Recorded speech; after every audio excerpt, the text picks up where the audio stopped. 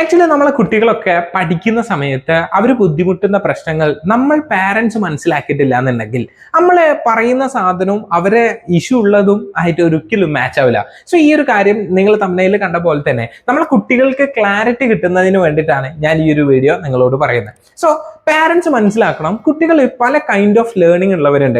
അതായത് ആക്റ്റീവ്ലി നമ്മളെ വായിച്ച് കാര്യങ്ങൾ കൃത്യമായി ഫുള്ള് വായിച്ച് പഠിക്കുന്ന കുട്ടികളുണ്ട്, ലിസണിങ് കൂടുതൽ ഫോക്കസ് ചെയ്യുന്ന കുട്ടികളുണ്ട്, വിഷ്വൽസ് കൂടുതൽ ഫോക്കസ് ചെയ്ത് പഠിക്കുന്ന കുട്ടികളുണ്ട്. സോ ഈ ഒരു കുട്ടികളുടെ ലേണിംഗ് ടൈപ്പ് നമ്മൾ പാരൻസ് ഫോക്കസ് ചെയ്തിട്ടില്ല എന്നുണ്ടെങ്കിൽ, നമ്മൾ അതിനെക്കുറിച്ച് അവെയർ ആയിട്ടില്ല എന്നുണ്ടെങ്കിൽ നമ്മളെ കുട്ടി ചിലപ്പം പഠിക്കുന്നുണ്ടാവും, പക്ഷെ നമുക്ക് തോന്നൂല.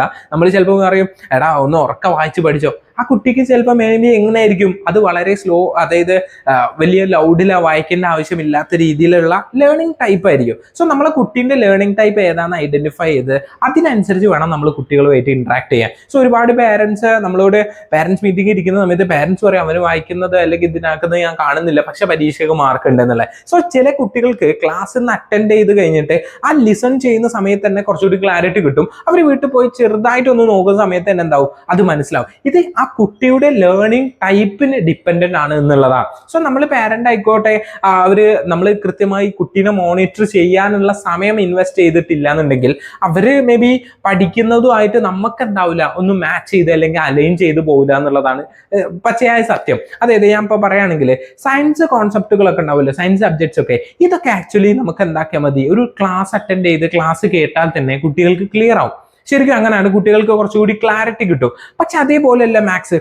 സോ നമ്മളെ കുട്ടി എങ്ങനെയാണ് ഓരോ സബ്ജക്റ്റിനെയും കാണുന്നതെന്നും ആ കാണുന്ന സ്റ്റൈല്, നമ്മളെ കുട്ടിയുടെ സ്റ്റൈൽ ഏതാണെന്നുള്ളതും നമ്മൾ കൃത്യമായിട്ട് മനസ്സിലാക്കണം. അതായത് ഇപ്പൊ മാത്സിനെ ഒരു കുട്ടി കാണുന്നത്, മാത്സിനെ ഒരിക്കലും എന്താക്കരുത്, ഒരു ജസ്റ്റ് പേപ്പർ വായിച്ചു നോക്കി അല്ലെ മറച്ചു പോകുന്ന രീതിയിലേക്ക് ആയിരിക്കില്ല.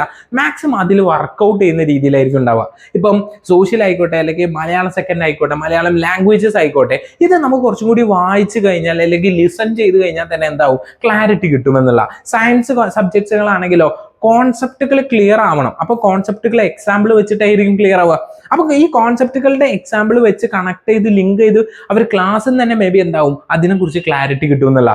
സോ ഈ ഓരോ സബ്ജക്റ്റിനനുസരിച്ചും ഓരോ കുട്ടികൾക്കനുസരിച്ചും നമ്മൾ ഈ ലേണിങ്ങിന് ഓരോ സ്റ്റൈലുകളുണ്ട്. സോ പാരന്റ് ആയിരിക്കുന്ന സമയത്ത് നമ്മൾ കുട്ടികളുടെ കൂടെ ഇരുന്ന് ടൈം ഇൻവെസ്റ്റ് ചെയ്യുമ്പോൾ സമയത്ത് തന്നെ അവരുമായിട്ട് സംസാരിച്ച്, അവരുടെ ടീച്ചേഴ്സുമായിട്ട് സംസാരിച്ച്, നിങ്ങളൊരു 1-to-1 ആയിട്ട് ക്ലാസ്സസ് കുട്ടികൾക്ക് കൊടുക്കുന്നുണ്ടെങ്കിൽ, ഇപ്പം നമ്മൾ എജുസോൾവിൽ തന്നെ ഇൻഡിവിജ്വൽ ആയിട്ട് കുട്ടികൾക്ക് ക്ലാസ് കൊടുക്കുന്നതുകൊണ്ട് തന്നെ ഈ കുട്ടിയുടെ എക്സാക്ട് ടീച്ചർക്ക് ആ ഒരു എക്സാക്ട് കുട്ടിയുടെ ക്ലാരിറ്റി നമുക്ക് പെട്ടെന്ന് തന്നെ കിട്ടുമെന്നുള്ള. ഇപ്പം നമ്മൾ തന്നെ ഇൻഡിവിജ്വലി നമ്മളെ ടീച്ചേഴ്സ് കുട്ടികളായിട്ട് കൊടുക്കുമ്പോൾ പാരൻസ് പറയാറുണ്ട്, ആ ഇൻഡിവിജ്വലി കൊടുക്കുമ്പോൾ എൻ്റെ കുട്ടി എങ്ങനെ ഉണ്ട്, എന്താണ് അവസ്ഥ എന്നുള്ളത് നമുക്ക് കുറച്ചുകൂടി ക്ലാരിറ്റി കൊടുക്കാൻ വേണ്ടി പറ്റും. അപ്പോൾ മറ്റ് വലിയ ഒരു 60-70 കുട്ടികളൊക്കെ വെച്ച് ബാച്ചസ് വൈസ് ക്ലാസ്സിന്റെ ഒരു ബുദ്ധിമുട്ട് എന്താണെന്ന് വെച്ച് കഴിഞ്ഞാൽ, നമുക്ക് ഇൻഡിവിജ്വൽ കുട്ടീന്റെ മൊത്തം ക്ലാരിറ്റി നമുക്ക് പാരന്റിന് എന്താക്കാൻ വേണ്ടി പറ്റില്ല, ഷെയർ ചെയ്യാൻ വേണ്ടി പറ്റില്ല. പക്ഷെ ഇൻ ദ കേസ് ഓഫ് നമ്മൾ എജുസോൾവില് ഇൻഡിവിജ്വൽ ക്ലാസ് കൊടുക്കുന്നതുകൊണ്ട് തന്നെ ആ ടീച്ചർക്ക് ആ കുട്ടീന്റെ മൊത്തം കാര്യങ്ങൾ പെട്ടെന്ന് തന്നെ മനസ്സിലാവും.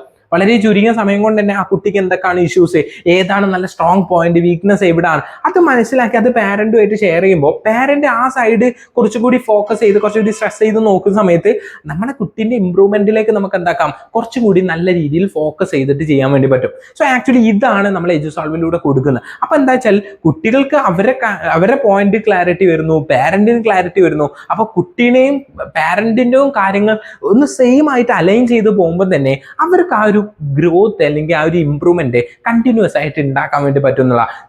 ചില കുട്ടികളുണ്ട് കോൺസെപ്റ്റ് ക്ലിയർ ആയിരിക്കും, ടോപ്പിക് ക്ലിയർ ആയിരിക്കും, പക്ഷെ അവരുടെ പ്രശ്നം എന്തായിരിക്കും, അവർക്ക് ക്വസ്റ്റ്യൻ പേപ്പർ ഡിസ്കസ് ചെയ്യുന്ന അല്ലെങ്കിൽ ക്വസ്റ്റ്യൻ പേപ്പർ കാണുമ്പോഴുള്ള പ്രശ്നമായിരിക്കും.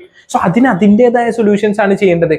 സോ നമ്മൾ ഈ ഒരു ചാനലിലൂടെ നിങ്ങൾക്ക് നമ്മളെ കുട്ടികൾക്ക് വേണ്ട സപ്പോർട്ടിങ് ആയിട്ടുള്ള ഒരുപാട് കണ്ടന്റ്സ് ഉണ്ട്. അതായത് എങ്ങനെ പഠിക്കണം, പഠിക്കുന്ന സമയത്ത് ശ്രദ്ധിക്കേണ്ട കാര്യങ്ങൾ, അതുപോലെ തന്നെ ഇമ്പോർട്ടൻ്റ് ആയ ക്വസ്റ്റ്യൻ എങ്ങനെ നമ്മൾ ഫേസ് ചെയ്യണം. അതായത് ഞാനൊരു കാര്യം പറയുകയാണെങ്കിൽ, നമ്മൾ ക്വസ്റ്റ്യൻ പേപ്പറിനെ എങ്ങനെ നോക്കി കാണുന്നു എന്നുള്ളതാണ് ആക്ച്വലി നമുക്ക് പരീക്ഷയിൽ കിട്ടുന്ന മാർക്ക്. ആക്ച്വലി അവിടെ ഉണ്ടാവുന്ന കോൺഫിഡൻസ് ആണ് നമുക്ക് കിട്ടുന്ന മാർക്ക്.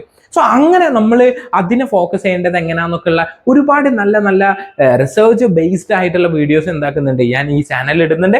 സോ നിങ്ങൾക്ക് ഈ ഒരു വീഡിയോ ഹെൽപ്ഫുൾ ആയെന്നുണ്ടെങ്കിൽ സോ ഈ ഒരു വീഡിയോ നിങ്ങൾക്ക് ഹെൽപ്ഫുൾ ആയിരുന്നുണ്ടെങ്കിൽ ലൈക്ക് ചെയ്യുക, അതുപോലെ തന്നെ സബ്സ്ക്രൈബ് ചെയ്യുക. ഈ ചാനൽ സബ്സ്ക്രൈബ് ചെയ്ത് കഴിഞ്ഞാൽ നിങ്ങൾക്ക് ഇതുപോലത്തെ നല്ല ഇൻഫോർമേറ്റീവ് വീഡിയോസ് കിട്ടുന്നതായിരിക്കും. നിങ്ങളെ കുട്ടികൾക്ക് കാര്യങ്ങൾ കൃത്യമായി കമ്മ്യൂണിക്കേറ്റ് ചെയ്ത് കുട്ടികളുടെയും നിങ്ങളുടെയും കോൺസെപ്റ്റുകൾ ക്ലിയർ ആക്കി ആ ഒരു നല്ല രീതിയിൽ പോവുകയാണെന്നുണ്ടെങ്കിൽ എല്ലാവർക്കും, ഏത് കുട്ടിക്കും നല്ല രീതിയിൽ എന്താക്കാൻ പറ്റും, ഇമ്പ്രൂവ്മെന്റ് ഉണ്ടാക്കാൻ പറ്റും. So by.